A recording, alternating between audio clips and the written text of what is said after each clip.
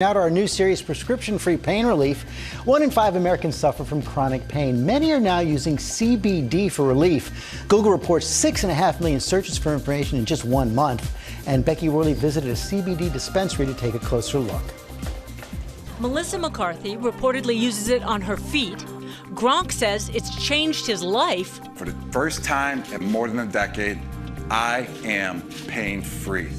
CBD lotions you rub on your skin to reduce pain. The idea is that by rubbing it on, it's absorbed through the skin, and it could impact joint or muscle pain. Just ask athlete Allie Stoddard. I played rugby for 15 years. I play soccer now. I got a lot of pain. Allie, a cannabis health and wellness consultant, says she prefers CBD, the non-psychoactive part of the cannabis plant, to over-the-counter painkillers. I wait a couple of minutes and literally it just kind of eases away.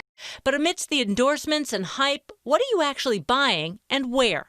You can buy CBD creams online, but to be honest, it's confusing. The dosages are all over the place. So I head to the Have a Heart dispensary in Oakland, California, where they can explain what's being offered. Plus, whether it's intentional or just ironic, this legal marijuana dispensary is directly across the street from the Oakland Police Department. Co-owner Josh Chase shows me the products they sell.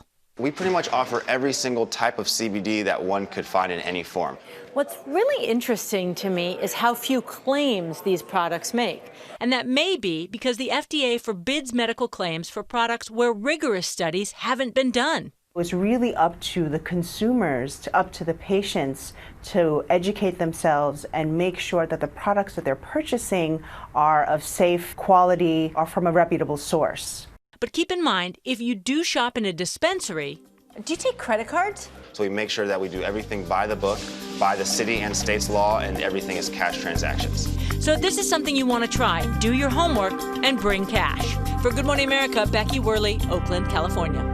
Good thing to remember right there. Thank you, Becky. Dr. Jen Ashton is here for more. We're going to do viewer questions today. And the first one comes from Audria from New Jersey. Let's take a look.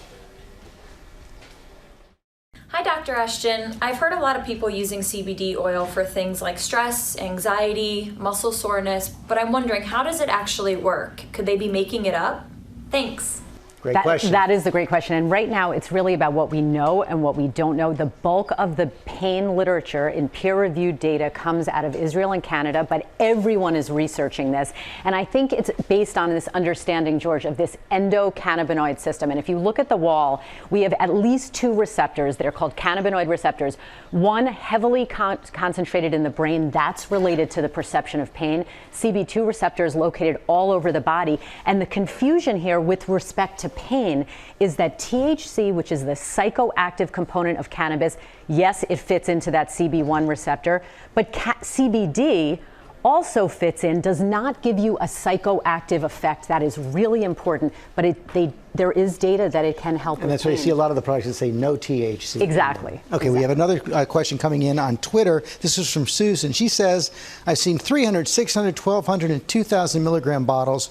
How do I know what dose to try? And what do we know about the dosing here? We see the different ones here. Yeah, wild, wild west, George. And here's the thing. In terms of official recommendations, so far the only group that has guidelines out is the Arthritis Foundation.